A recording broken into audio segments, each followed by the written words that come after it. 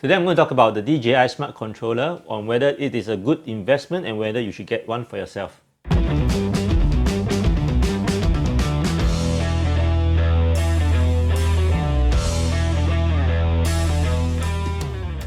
Hey, what's up? Welcome to Gadgets and Toys. My name is Alan. Today I'll be showing my experience on the DJI Smart Controller that I've been using almost 6 months on my Mavic 2 Pro.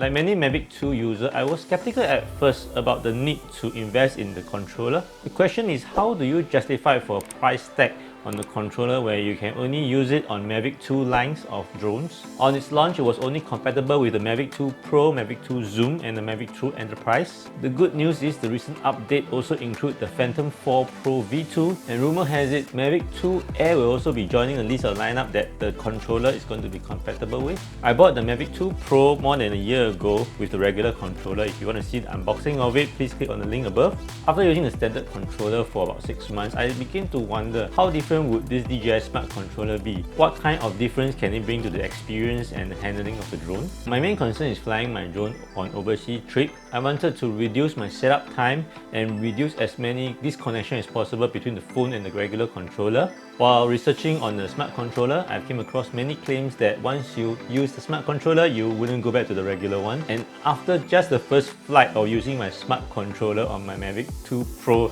I can testify that is absolutely true. It was the same feeling when I first got my Google Pixel 3 that came with an OLED screen. Once I got used to the OLED screen, I couldn't go back to the regular LED screen anymore. This is not a technical review, just my sharing of my 5 main reasons why I would get the DJI Smart Controller and how did it address my concern.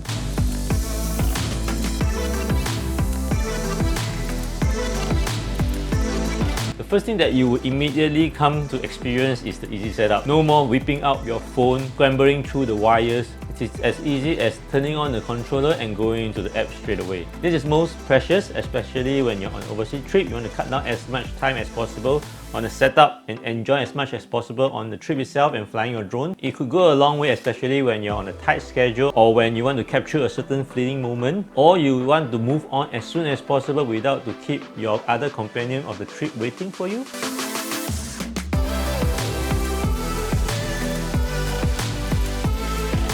Although technically you could fly the drone with the standard controller without the phone, but you would be flying blind, can't see where you're going. So without the connection between the standard controller and the phone, there will be less missed shot, less app crashes, less wiring problem, battery problem. Many of you may not realize that the phone is actually drawing juice from the controller. So the controller at the same time charging the phone will deplete its battery faster. So instead of just one, you need to worry about 2 batteries. And I can't count how many times I was interrupted during the flight by incoming WhatsApp messages, incoming phone call, popping out on my screen, disrupting my flight. One scary experience whereby the phone crashes and I have to hard restart the whole phone. Fortunately, before the connection was able to be established, the drone was already on its way back with the return to home functions.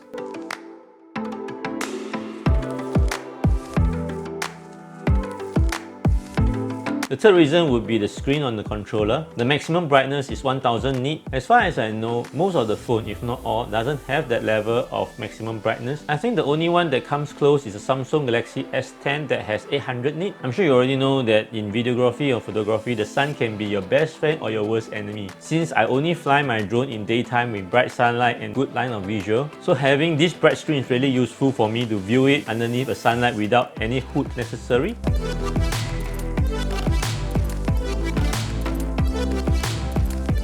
The controller came with 2 built-in 2500 mAh lithium batteries that said to last you about 2 to 2.5 hours by DJI. Personally, I have never tested how long it can stretch, but I can confidently say that one charge of the smart controllers can go through all my 3 battery on the drone. That is about 1.5 hour flight. And also in this case, the battery is able to operate between a temperature of -20 degrees Celsius to 40 degrees Celsius. Battery life is known to shorten in cold temperature, especially with phone. Having this operating temperature, you can fly with more confidence in cold temperature without having your phone freezing up or the battery dying on you.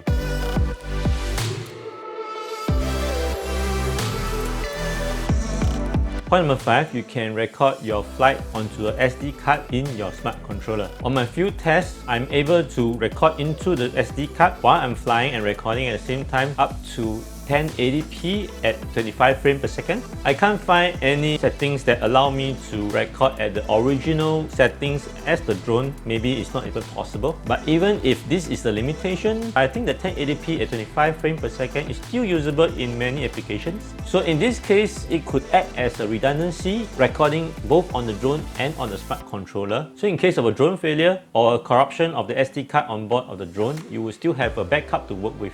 So these are the 5 main reasons that I want to share with you after using it for 6 months. I will agree that the price tag is really hard to swallow for most, me definitely being one of them. But after doing much research on the controller when I was planning for my Iceland trip, I decided to bite the bullet and get one. And I have to say this is my best decision when it comes to drone purchases.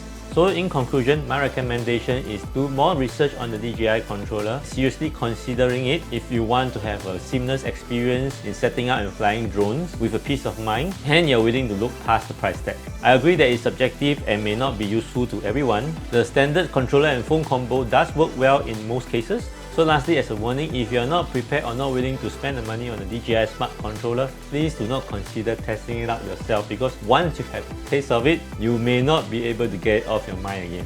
So if you like this video and find it helpful or informative in any way, please click on the like button. I'll be coming out with 1 or 2 more features on the DJI Smart Controller on the functions and features that I found useful. If you're interested in this upcoming video, please consider subscribing to the channel, click on the bell button for future video, and I'll see you again in the next one. Bye!